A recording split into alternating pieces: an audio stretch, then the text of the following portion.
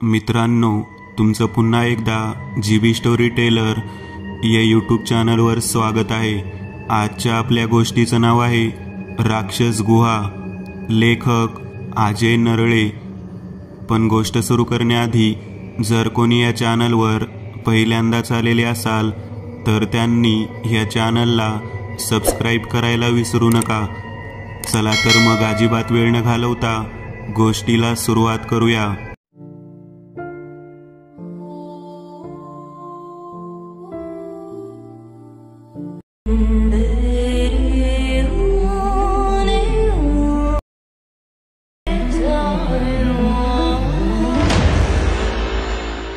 संध्याकाळचे 7 वाजले होते। अजय अजून झोपला होता।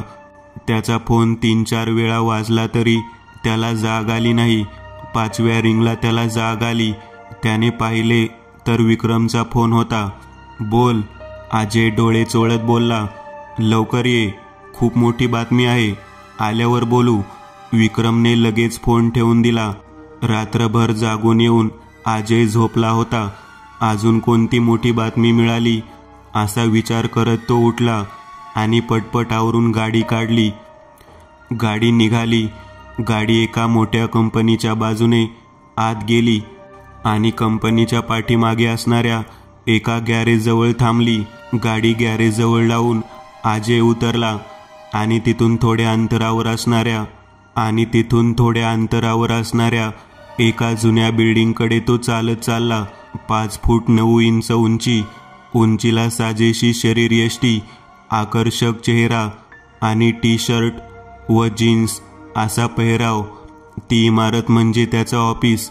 इतरांसाठी तो अड्डा होता, पण त्यांच्यासाठी ते त्यांचं ऑफिस होतं। सहसा कुणाच्या नजरेस न पडणारी ती जागा। अजय आणि त्याचा पार्टनर विक्रम हे दोघेच असायचे ऑफिसमध्ये। काय महत्त्वाचं काम असेल तरच ते यायचे, बाकी वेळ ते बंदच असायचं। अजयने आत प्रवेश केला। विक्रम त्याचीच वाट बघत होता। विक्रम सोबत त्याची मैत्रीण अश्विनीही त्याच्या शेजारी बसली होती। ती कधी कधी यायची इथे विक्रम सोबत। बोल लवकर, काय बातमी आहे? बाकी काहीच न बोलता अजयने विषयाला हात घातला। विक्रम बोलू लागला। अश्विनीला एक माहिती मिळाली आहे। इथून 300 किलोमीटरवर सह्याद्रीच्या रांगेत शिवापुरी गावाजवळ एक महादेवाचा डोंगर आहे। त्या डोंगराखाली शेकडो वर्षांपूर्वी हजारो किलो सोने लपवून ठेवले आहे अशी माहिती मिळाली आहे। मला वाटते इकडे छोटे मोठे हात मारण्यापेक्षा आपण याकडे पाहून घेऊ एकदा। अरे पण अशा अनेक गोष्टी सांगितल्या जातात, इथे सोने आहे, तिथे सोने आहे, पण त्यापैकी एकही खरी नसते। अजयच्या मनात आलेली शंका त्याने बोलून दाखवली।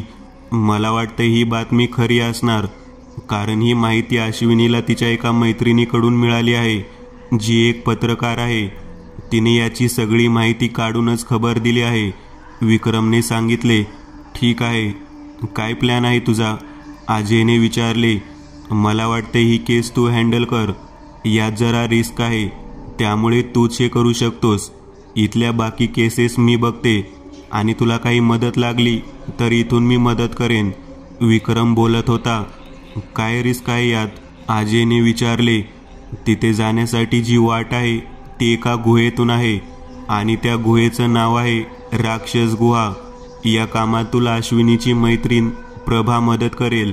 ती पत्रकार आहे व त्या भागात एक वेळ जाऊनही आलेली आहे। विक्रमने सर्व काही सांगितले। कुठे आहे प्रभा? शहराच्या बाहेर गणेश मंदिराशेजारी। उद्या सकाळी 10 वाजता ती तुला भेटेल। तुझ्या गाडीचा नंबर दिला आहे तिला, बाकी सर्व तीच सांगेल। आता आपण निघू। एवढे बोलून सर्वजण निघाले। दुसऱ्या दिवशी सकाळी अजयने आपली बॅग सोबत घेतली आणि तो गाडीतून निघाला। त्याने अशा कामासाठी बनवून घेतलेली स्पेशल कातडी बॅगही गाडीच्या डिक्कीत ठेवली होती। गणेश मंदिराजवळ तो पोहोचला। 5 मिनिट बाकी होती 10 वाजायला।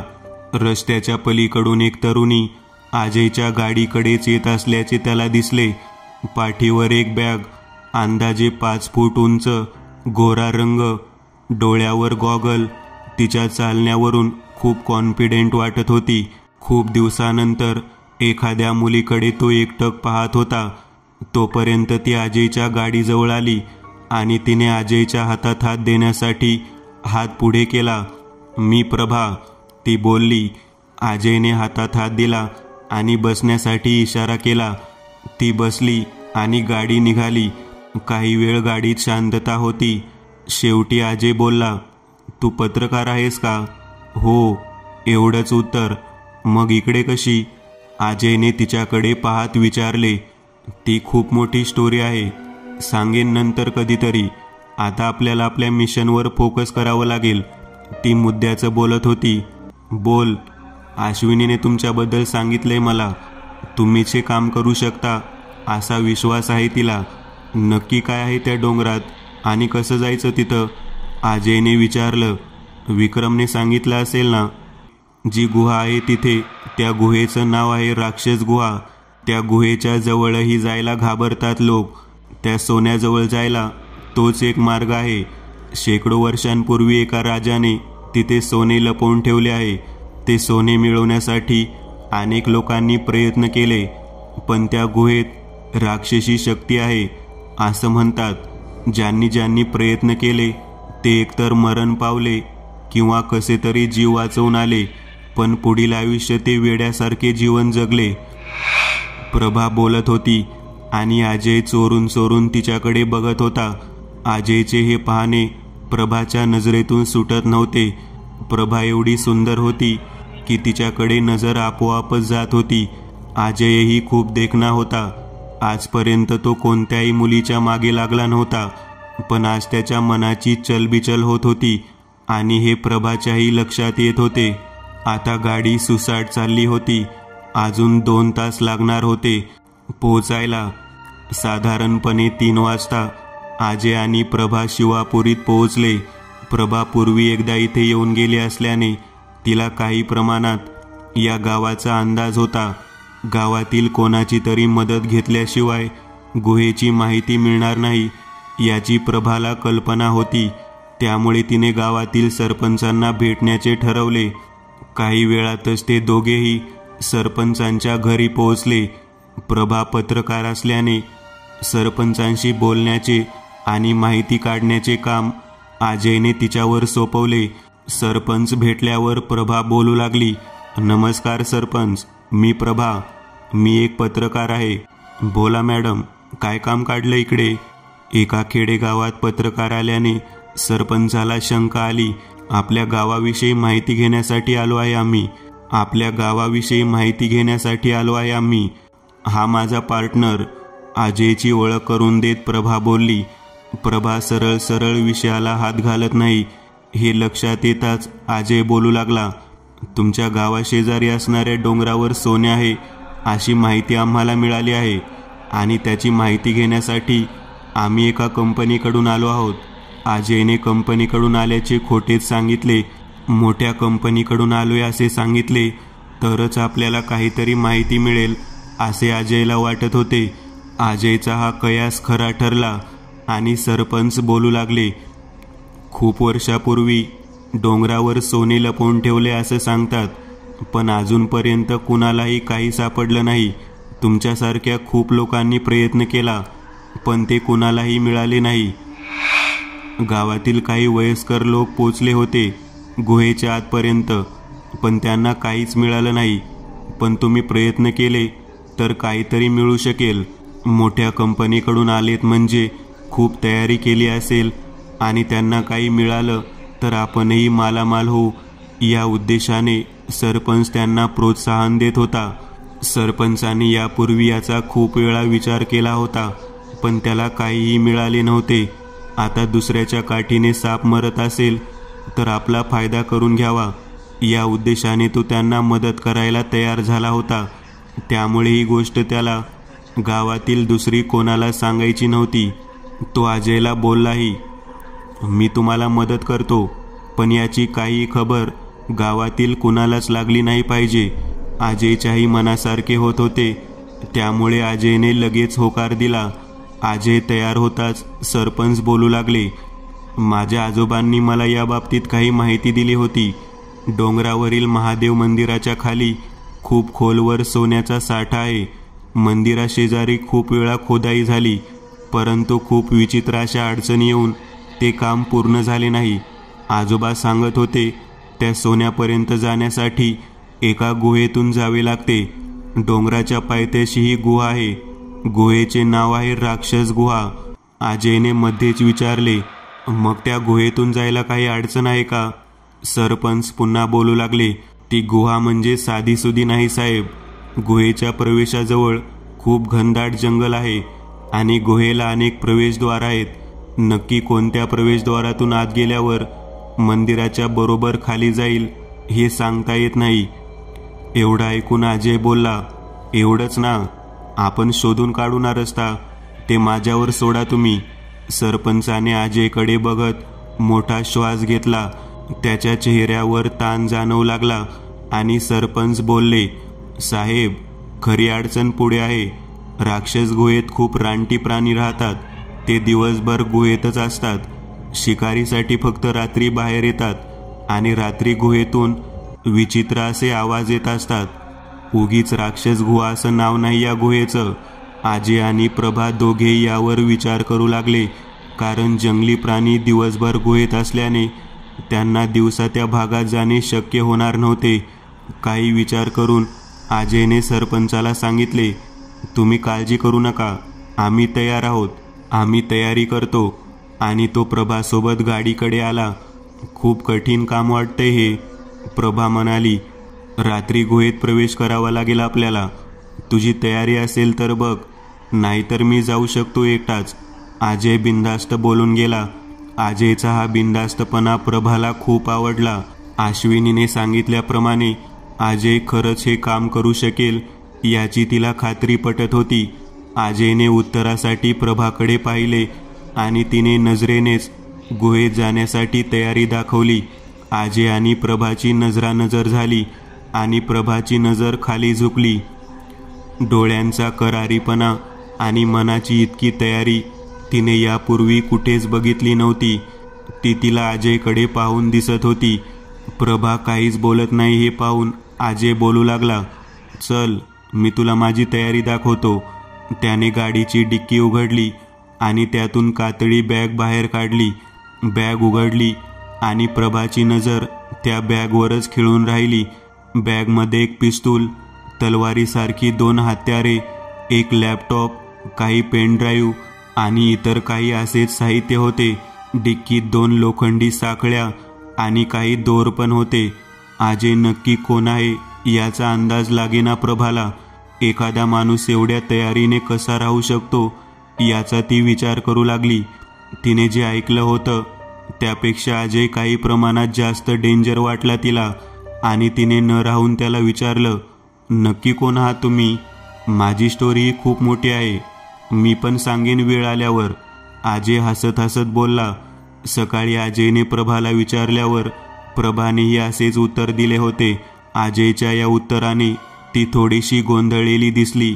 अजय लगेच बोलला, तुझा गोंधळ कमी करण्यासाठी एवढंच सांगतो, मी एक इंजिनियर आहे आणि गुहेत जाण्यासाठी आपल्याला वैज्ञानिक व तांत्रिक गोष्टींचा आधार घ्यावा लागेल आणि त्या सर्व गोष्टी करण्यासाठी माझ्याकडे पुरेसे ज्ञान आहे. माझ्या इंजिनियर असण्याचा आपल्याला इथे फायदा होईल. अजय उच्च शिक्षित असल्याचे समजल्यावर अजयबाबत तिने केलेला विचार ती बदलू लागली. तिला वाटले होते तो कुठल्या तरी गँगचा सदस्य असणार आणि कुणाच्या तरी सांगण्यावरून काहीतरी कामे करत असेल, पण त्याची तयारी, त्याचे शिक्षण आणि कामाबाबतचा आत्मविश्वास पाहून तिला आश्चर्य वाटू लागले. तिला आता अजयचा इतिहास जाणून घेण्याची इच्छा झाली होती. एक इंजिनियर आणि इतका हुशार तरुण या क्षेत्राकडे कसा आला असेल असा ती विचार करू लागली. आता अंधार पडू लागला होता. सरपंचाकडे जाऊन राहायची व्यवस्था करतो असे सांगून अजय तिथून निघून गेला. सरपंचाला भेटून त्याने राहायची सोय केली, पण फक्त एकच रूम असल्याचे सरपंचाने सांगितले. अजयने ती रूम प्रभाला दिली आणि तो गाडीतच झोपतो म्हणाला. गावाच्या बाहेर एक जुना बंगला असून तो उद्यापासून तुम्हाला राहायला देतो असे सरपंचाने सांगितले होते. त्यानुसार आजची रात्र इथे काढून उद्यापासून त्या बंगल्यातूनच पुढील सर्व तयारी करायची असा विचार करून दोघेही निघाले. प्रभा त्या रूमकडे गेली तर अजय गाडीतच थांबला. प्रभा झोपेतून 2 वेळा दचकून उठली होती. तिला हातात पिस्तूल घेतलेला अजय दिसत होता डोळ्यासमोर. नक्की हा माणूस कोण आहे याचाच ती रात्रभर विचार करत होती. सकाळी ती खूप उशिरा उठली. सर्व काही आवरून ती बाहेर आली तेव्हा अजय तयार होऊन गाडीत बसला होता. ये प्रभा, तुझीच वाट बघतोय. आपण डोंगराकडे जाऊन येऊ, अजय बोलला. पण आपण काहीच तयारी न करता कसं जायचं? तिकडे जंगल आहे आणि जंगली प्राणी पण आहेत, प्रभाने विचारले. सरपंचांशी बोललोय मी. आपण जास्त नाही जायचं आत. जंगलाच्या बाहेरून काही माहिती मिळते का बघूया आज, अजयने सांगितले आणि ती गाडीत बसली. गाडी डोंगराच्या जवळ गेली तसे समोरील जंगल त्यांच्या नजरेत आलं. अंदाजे अर्धा किलोमीटर अंतरावर फक्त घनदाट झाडी दिसत होती. इथेच ती गुहा असणार याचा त्यांना अंदाज आला. सर्वत्र सामसूम होती. या भागात सहसा कुणीही फिरत नसे. काही वेळ गाडीतून अंदाज घेऊन ते खाली उतरले आणि झाडीत गेले. खूप घनदाट जंगल होते. लोक इकडे येत नसल्याने एकही वाट दिसत नव्हती. झाडे इतकी उंच की सूर्यकिरणे खाली पोहोचत नव्हती. घनदाट जंगलातून जात असताना प्रभा खूप घाबरली होती. ती अजयच्या जवळजवळ चालण्याचा प्रयत्न करत होती. त्यामुळे त्यांचा वारंवार एकमेकांना स्पर्श होत होता. जसजसे ते आत जाऊ लागले तसे झाडांची संख्या वाढत होती आणि त्यांना पुढे जाणे मुश्किल होत होते. पुरेसा सूर्यप्रकाश नसल्याने आता अंधार पडल्यासारखे वाटत होते. आता मात्र प्रभा भिवून अजयला अगदी बिलगून चालू लागली. अजून काही अंतर पुढे गेल्यावर समोरून प्राण्यांचे विचित्र असे आवाज येऊ लागले. ते आता गुहेच्या अगदी जवळ आले होते. भयान शांतता आणि मध्येच प्राण्यांचे विचित्र आवाज असा अनुभव घेत होते ते. आणि अचानक प्रभाच्या अंगावर वरून एक साप पडला. ती गडबडली आणि जोरात ओरडत अजयला मिठी मारली. आतापर्यंत अजयने टाळाटाळ केली होती, पण आता त्याने प्रभाला उजव्या हाताने घट्ट पकडले आणि सापाला पकडून दूर टाकून दिले. नकळतपणे प्रभा अजयच्या मिठीत आली होती. 1 मिनिट सर्व शांतता पसरली आणि प्रभा बोलली, आपण माघारी जाऊ प्लीज. आपण गुहेच्या अगदी जवळ आलोय. थोडेसे पुढे गेलो की गुहेचे प्रवेशद्वार दिसेल कदाचित. अजयला आज निदान प्रवेशद्वार पाहायचे होते, जेणेकरून पुढील रणनीती आखता आली असती. काही केल्याने प्रभा ऐकायला तयार नव्हती. त्यामुळे काही वेळ तिथेच थांबून नाईलाजाने ते दोघे माघारी वळले. माघारी येताना मात्र प्रभाने अजयचा हात घट्ट पकडला होता. ती अजयच्या खूपच जवळ आली होती. सहजासहजी गुहेत पोहोचणे शक्य नाही याची त्यांना कल्पना आली. ते आता सरपंचांकडे आले. रात्री सांगितल्याप्रमाणे त्यांना राहायला गावाच्या बाहेर असणारा जुना दगडी बंगला देण्यात आला होता. हा बंगला खूप जुना आहे असं म्हणतात. कोणी म्हणतंय की हा बंगला त्याच राजाने तयार केला आहे ज्याने हे सोने इथे लपवून ठेवले आहे. इंग्रजांच्या काळात इंग्रजांनी वापरला आहे हा बंगला. आता ग्रामपंचायतकडे आहे, पण इकडे कुणीही फिरकत नाही. सरपंचाने बंगल्याबाबतची सर्व माहिती अजयला दिली आणि सरपंच निघून गेले. बंगल्यात एकूण 4 खोल्या होत्या. त्यापैकी एक खोली बंद होती. हा बंगलाही एक रहस्य वाटावे असा होता. बंगल्याचा मुख्य दरवाजा फार मोठा होता आणि त्याचा उंबरा चौकोनी असण्याऐवजी गोल होता. विशेष म्हणजे तो उंबरा पूर्णपणे एकाच दगडातून तयार झालेला दिसत होता. त्याची एक बाजू मोठी होती तर एका बाजूला तो निमुळता होत गेला होता. जी खोली बंद होती तिच्या दरवाजाकडे जाण्यासाठी जी जागा होती ती खूप अरुंद होती. एका वेळी एकाच माणसाला जाता येईल एवढीच. या बंगल्यात काहीतरी गुपित असणार ज्याचा संबंध त्या सोन्याशी असणार असे अजयला वाटले. याबाबत त्याने प्रभाशी चर्चा केली, पण आज प्रभा काहीच बोलत नव्हती. अजयच्या डोक्यात एकच विचार चालू होता की त्या गुहेच्या आतमध्ये कसे जायचे. त्याने साहित्याची एक लिस्ट काढली जे साहित्य त्याला गुहेचे प्रवेशद्वार शोधण्यासाठी उपयोगी ठरणार होतं. त्या लिस्टमध्ये 2 लेदरचे ड्रेस, लेदर पॅन्ट आणि लेदर जॅकेट, अंदाजे 1 किलोमीटरपर्यंत फोकस जाईल अशी लेझर बॅटरी, लोकेशन दाखवण्यासाठी काही इलेक्ट्रॉनिक चिप्स असे काही साहित्य होते. आता त्याला या साहित्याची जुळवाजुळव करायची होती. यासाठी त्याला गावापासून 20 किलोमीटरवर असणाऱ्या शहरात जावे लागणार होते. प्रभा, तू आराम कर, मी थोड्या वेळात जाऊन येतो, प्रभाला सांगून अजय निघाला. नाही, मी एकटी नाही थांबणार इथे, मी पण येते सोबत. हा बंगला पण खूप विचित्र वाटत आहे मला, प्रभाने मनातली भीती बोलून दाखवली व ती अजय सोबत निघाली. शहरात जाऊन त्यांनी सर्व आवश्यक वस्तू खरेदी केल्या व ते परत जायला निघाले. पण प्रभाला त्या बंगल्यात जाण्याची इच्छा होत नव्हती. त्यामुळे तिला काहीतरी कारण हवे होते. आपण काहीतरी खाऊन जाण्याची विचारणा तिने अजयकडे केली. अजयची इच्छा नव्हती, परंतु प्रभाने आग्रह धरला आणि त्याने होकार दिला. खूप दिवसानंतर कोणीतरी अजयला जेवणाबाबत आग्रह धरत होते, नाहीतरी त्याला एकट्याने जगण्याची सवयच झाली होती. जेवण मागवताना एकमेकांना काय आवडते विचारणे आणि इतर गोष्टी करण्यात त्यांची जवळीक वाढत होती. एकमेकांच्या आवडीनिवडी विचारणे, उद्याच्या कामाचे नियोजन करणे, यात त्यांचे जेवण कधी झाले समजलेच नाही त्यांना. काही वेळानंतर ते त्या बंगल्यावर पोहोचले. आज जंगलात चालत फिरले असल्याने विश्रांती घेणे आवश्यक होते. त्यामुळे 2 खोल्या स्वच्छ करून ते वेगवेगळ्या खोलीत झोपी गेले. उद्याची तयारी चालूच होती मनात. प्रभाला झोप येत नव्हती आणि अजयची स्थितीही काहीशी तशीच होती. साप अंगावर पडल्यानंतर एकमेकांच्या मिठीत गेलेली ती 2 मिनिटे दोघांनाही आठवत होती. अनोळखी व्यक्तीच्या मिठीत अनपेक्षितपणे 2 मिनिटे घालवणे दोघांसाठीही नवीनच होते. अजयला तिचं सौंदर्य भुरळ घालत होतं आणि अजयचा बिनधास्तपणा आणि कामातील एकाग्रता प्रभाच्या मनाला भिडली होती. दोघेही मनाने एकमेकांच्या जवळ जाण्याची प्रक्रिया चालू झाली होती जणू. दुसऱ्या दिवशी पुन्हा दिवसभर विश्रांती घेऊन रात्री गुहेकडे जाण्याचा त्यांनी निर्णय घेतला. अजयसोबत आता प्रभाला सुरक्षित वाटत होतं, त्यामुळे तिनेही रात्री गुहेकडे जाण्याची तयारी दाखवली. जंगलात अंगाला काही खरचटू नये म्हणून दोघांनी लेदरचे कपडे घातले होते.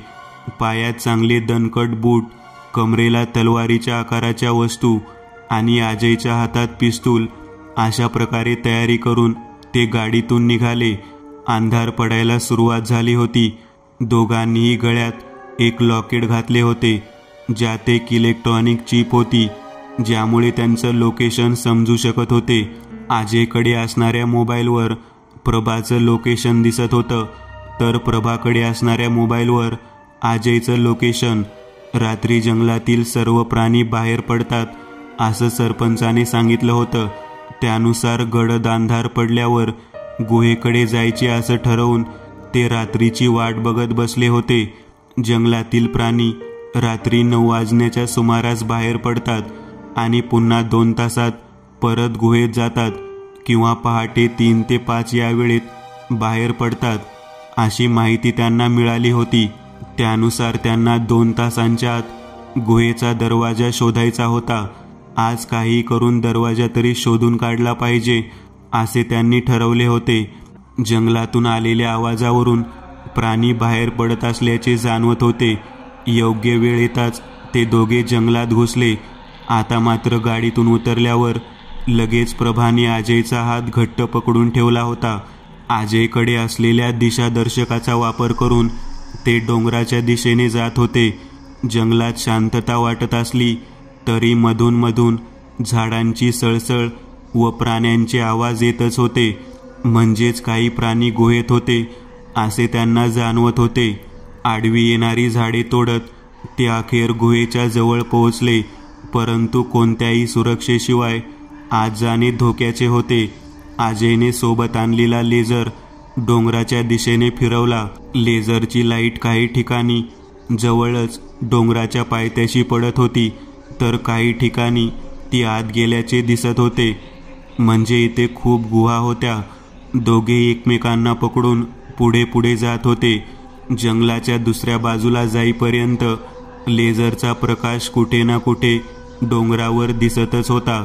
म्हणजेच गुहेतून अगदी आतपर्यंत डोंगराखाली जाण्यासाठी कुठेही मार्ग दिसत नव्हता.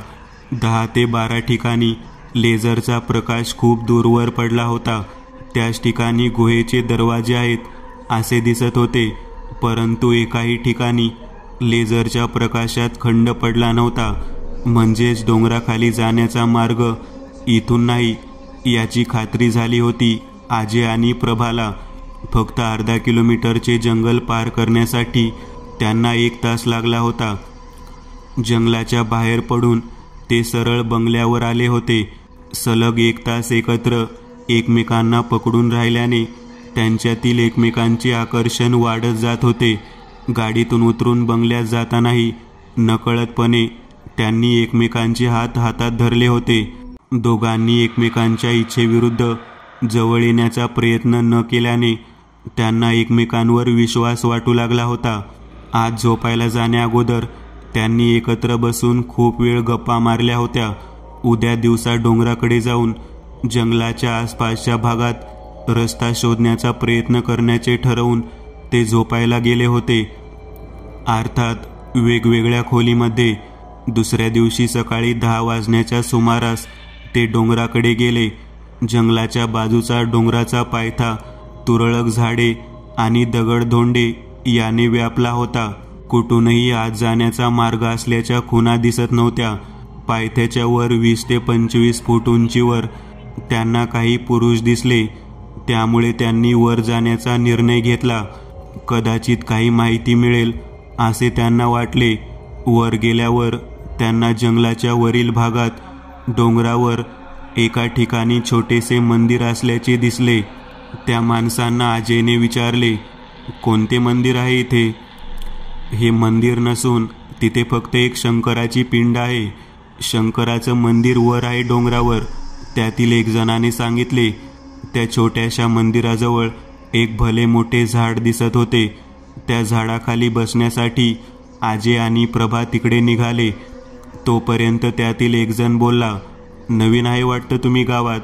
तिकडे गेला तरी पिंडीच्या जवळ जाऊ नका.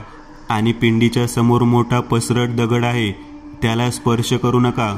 का ते माहीत नाही, पण त्या पसरट दगडाजवळ जाऊ नका. त्याला स्पर्श केला तर अपशकुन होते आणि खूप वाईट घडतं असं मानतात गावकरी, त्याने सविस्तर सांगितले.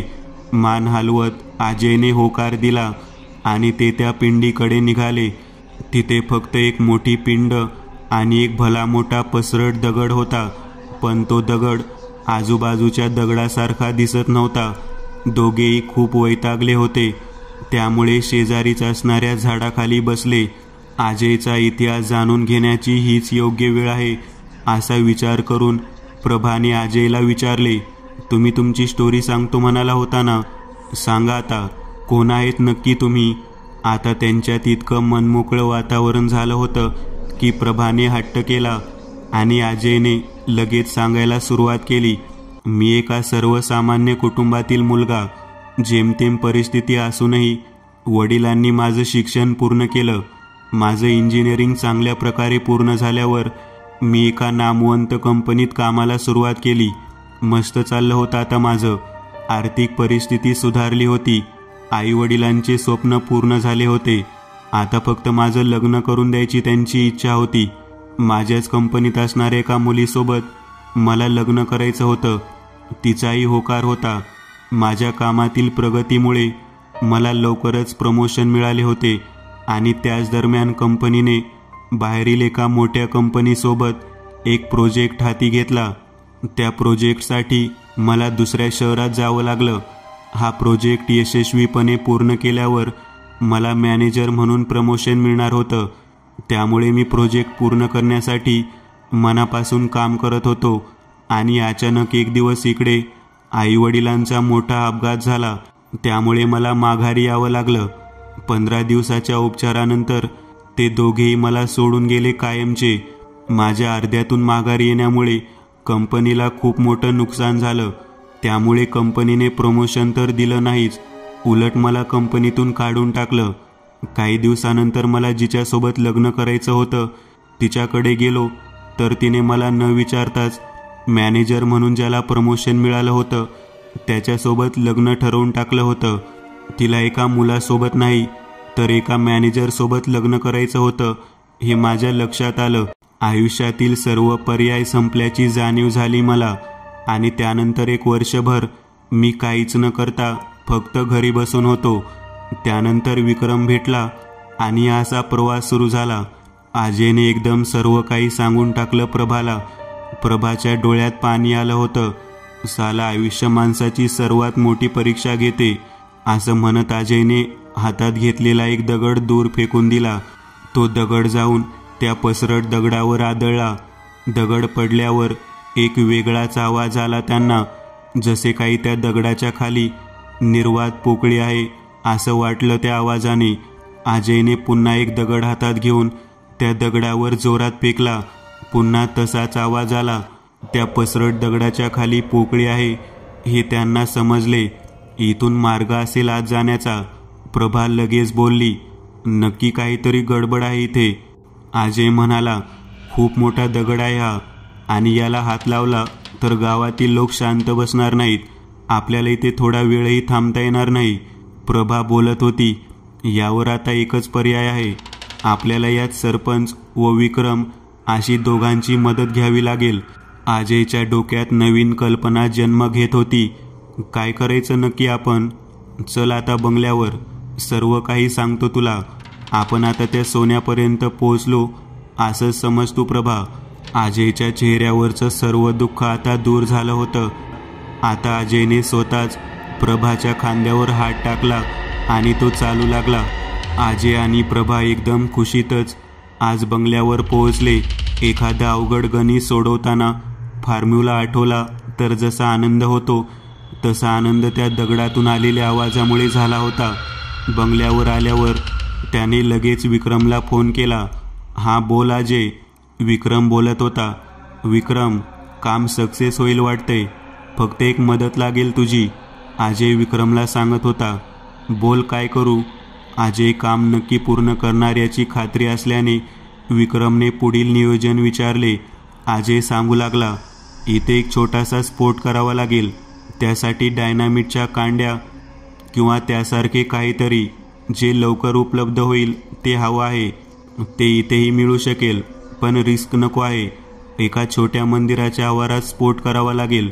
त्यामुळे इथे असणाऱ्या सर्व लोकांपासून लपवून ते करावं लागेल. तेव्हा त्याची जबाबदारी तू घे आणि मला लवकरात लवकर आणून दे. तू या गावात येऊ नकोस. या गावाजवळ असलेल्या शहरापर्यंत तू घेऊन ये. तिथून पुढे मी घेतो तुझ्याकडून. ओके, मी निघतोय. असे म्हणून विक्रम लगेच कामाला लागला. प्रत्येक काम ज्या त्यावेळी करण्याच्या त्याच्या तयारीमुळेच ते दोघे एकमेकांचे चांगले पार्टनर बनले होते. आता दुसरी मदत घ्यायची होती ती सरपंचांची. अजयला तो दगड स्फोटाने फोडायचा होता, पण हे गावातील लोकांना समजले तर लोक त्यांना काहीच करू देणार नाहीत याची त्यांना भीती होती. त्यामुळे अजयने सरपंचाला पैशात विकत घ्यायचं ठरवलं आणि तो सरपंचकडे गेला. सोबत प्रभाही होती. अजयला मुद्द्याचं बोलायचं सवय असल्याने तो सरपंचाला सरळ बोलला, सरपंच, काम होईल पण तुमची एक मदत हवी आहे. बोला साहेब, काय करावं लागेल? सरपंचालाही मालामाल व्हायचा असल्याने त्याने कोणतीही मदत करायला तयारी दर्शवली. 2 दिवस डोंगराकडे एकही माणूस यायला नको. पण हे कसं शक्य आहे? गावातील कोणीतरी माणूस डोंगराकडे जातोच, त्यांना कसं थांबवायचं? सरपंच विचारात पडले. डोंगरावर मंदिरात काहीतरी अपशकुन घडत आहे अशी चर्चा करा गावात आणि फक्त 2 दिवस द्या आम्हाला, बाकी आम्ही बघून घेतो. गावातील लोकांचा या बाबीवर विश्वास बसेल आणि ते ऐकतील याची खात्री वाटली अजयला. त्याने सरपंचाला तसं पटवून दिले आणि सरपंच तयार झाले. प्रभा आणि अजय आज पुन्हा शहराकडे निघाले. विक्रम त्याचे काम करून संध्याकाळपर्यंत शहरात येणार हे नक्की होतं. शहरात जाऊन ते विक्रमची वाट बघत होते. आज पुन्हा प्रभाने बाहेर जेवण्याचा हट्ट धरला आणि ते त्याच हॉटेलमध्ये जेवले.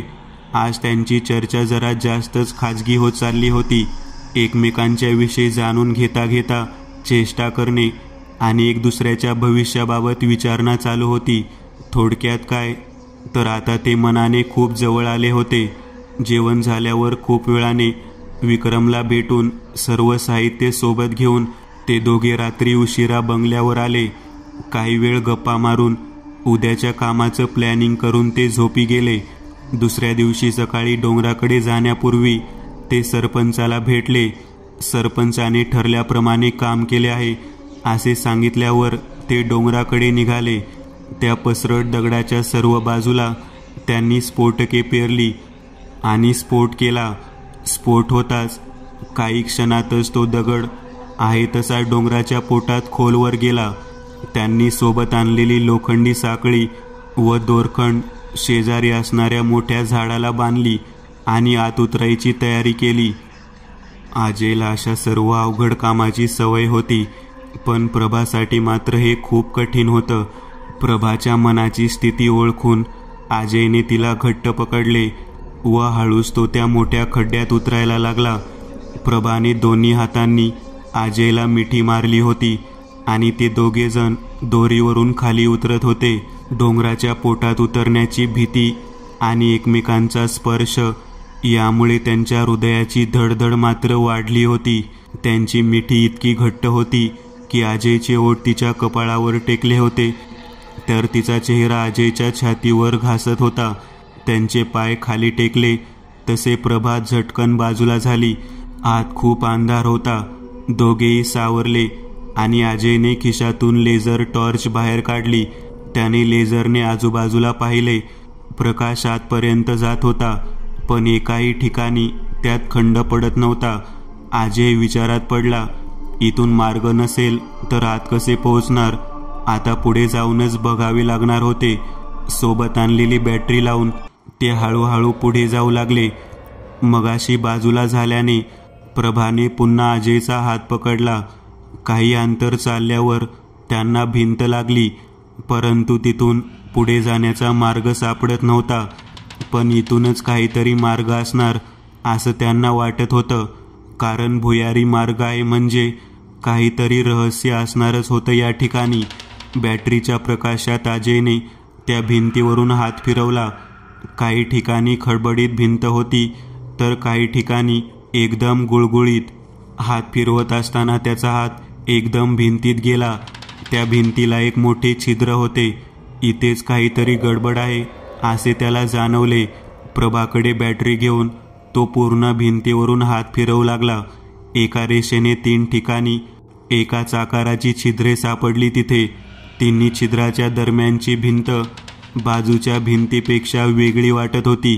प्रभा, ही तिन्ही छिद्रे आहेत, ती भिंत जरा वेगळी वाटत आहे. अजय म्हणाला, कशी? ही भिंत नसून हा एक पूर्ण मोठा पाषाण आहे असं वाटतंय मला.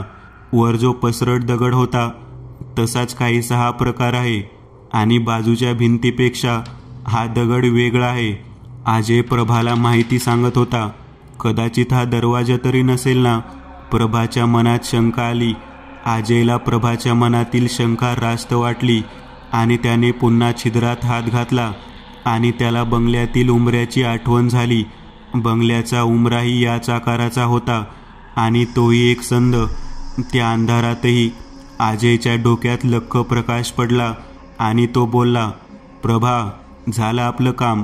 हाच दरवाजा आहे आत जाण्यासाठी आणि आपण जिथे राहिलो आहे त्या बंगल्याचा उंबरा म्हणजे या दरवाजाची चावी आहे. प्रभाने पुढे जात त्या छिद्रात हात घातला आणि तिला अजयचे बोलणे पटले. पण आता आपल्याला ती चावी कोण आणून देणार? हे काम आपल्यालाच करावं लागेल. कुणालाही काही समजता कामा नये, नाहीतर सर्व कामावर पाणी फिरेल. अजय बोलत होता. दोघांनी विचार करून ते त्या भुयाराच्या बाहेर यायला लागले. पुन्हा ती जवळीक आणि एकमेकांचे स्पर्श, पण आता ते स्पर्श त्यांना हवे हवे वाटत होते. यावेळी कोणताही संकोच न बाळगता प्रभाने अजयला मिठी मारली आणि अजयने स्मित हास्य करून तिच्याकडे पाहिले. तिने आपला चेहरा अजयच्या छातीवर टेकवला होता. दोघेही बाहेर आले. आता लवकर हे काम संपवून त्यांना इथून निघायचे होते. संध्याकाळचे 5 वाजत आले होते. ते तसेच बंगल्यावर गेले. उंबऱ्याच्या शेजारची जागा खोदून त्यांनी तो दगडाचा निमुळता उंबरा बाहेर काढला. दोघांनीच उचलून गाडीत ठेवला व ते पुन्हा डोंगराकडे निघाले. आता अंधार पडत चालला होता, परंतु त्या भुयारात दिवसाही अंधारच असल्याने दिवस काय किंवा रात्र काय, त्यांना अंधारातच सर्व कामे करावी लागणार होती. ते पुन्हा त्या दोऱ्याच्या साह्याने आत उतरले. क्षणाक्षणाला ते एकमेकांचे होत चालले होते. सोबत उंबरा होताच. कसा तरी तो वजनदार उंबरा घेऊन ते त्या दरवाजापर्यंत जाऊन पोहोचले. त्यांनी तो उंबरा उचलून त्या छिद्रात घातला आणि फिरवला. मोठा आवाज झाला आणि आत काहीतरी चकत्या सरकल्यासारखा आवाज आला. अजयने दरवाजा इकडे तिकडे ढकलून बघितला, पण दरवाजा काही हालत नव्हता. मग त्यांनी उंबरा बाहेर काढून उरलेल्या दोन्ही छिद्रात घालून फिरवला. तिन्ही छिद्रातील चकत्या सरकल्यानंतर दरवाजा आपोआप एका बाजूला सरकू लागला. जसजसा दरवाजा बाजूला होत होता तशी आतून उजेडाची एक किनार बाहेर पडू लागली. दरवाजा पूर्ण बाजूला झाला आणि अजय आणि प्रभाला समोर 5 ठिकाणी मोठा प्रकाश दिसू लागला. त्यांनी पुढे जाऊन पाहिले तर 5 मोठे मोठे हांडे दिसले त्यांना, जे सोन्याने पूर्णपणे भरले होते. दोघांनी एकमेकांना मिठी मारली. 3-4 दिवसाच्या अथक परिश्रमानंतर त्यांनाही यश आले होते. काही वेळातच ते सर्व हांडे जसेच्या तसे त्यांनी गाडीत आणून ठेवले. ते गावात आले आणि सरपंचाला भेटले. सरपंचाने केलेल्या मदतीमुळे त्यांनी सरपंचाला त्याच्या वाटणीचे सोने देऊन टाकले. आता त्यांना 1 मिनिटही इथे थांबायचे नव्हते. त्यांनी सरळ परतीचा मार्ग धरला. गाडीत बसल्यावर सोन्याच्या वाटणीवरून त्यांची चर्चा सुरू होती. याचे 4 भाग होतील, एक विक्रमचा, एक अश्विनीचा, एक तुझा आणि एक माझा. अजय बोलला. प्रभा मात्र शांत झाली. अजय पुन्हा बोलला. काय झाले, बोलत का नाहीस? मला तुमच्यासोबत काम करण्याची इच्छा आहे. मला तुमची पार्टनर म्हणून काम करायचे आहे. बिझनेस पार्टनर की लाईफ पार्टनर? अजय मिश्किल हसत बोलला. अजयने सवयीप्रमाणे सरळ मुद्द्यालाच हात घातला होता. अजयच्या या बोलण्यावर ती फक्त हसली आणि बोलली, या सोन्याचे फक्त 2 भाग होतील. एक भाग विक्रम अश्विनीचा तर दुसरा भाग अजय प्रभाचा. आता दोघेही हसू लागले.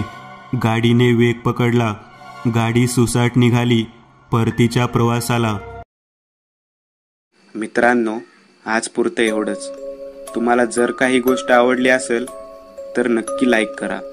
तुमच्यापैकी बरेचसे जण व्हिडिओ लाईक न करताच पळून जातात, पण हा जर व्हिडिओ तुम्ही लाईक केला तर मला जरा बरं वाटेल आणि असेच भारी भारी व्हिडिओ बनवायची माझ्यात एनर्जी येईल. त्यामुळे नक्की लाईक करा. आणि अजूनही कोणी या चॅनलला सबस्क्राईब केलेलं नसाल तर लगेच सबस्क्राईब करून टाका. आणि बाजूची घंटी ती मात्र दाबायला विसरू नका. देवाची घंटी आहे ती. चला तर मग पुन्हा भेटूया अशीच एक आगळी वेगळी गोष्ट घेऊन पुढच्या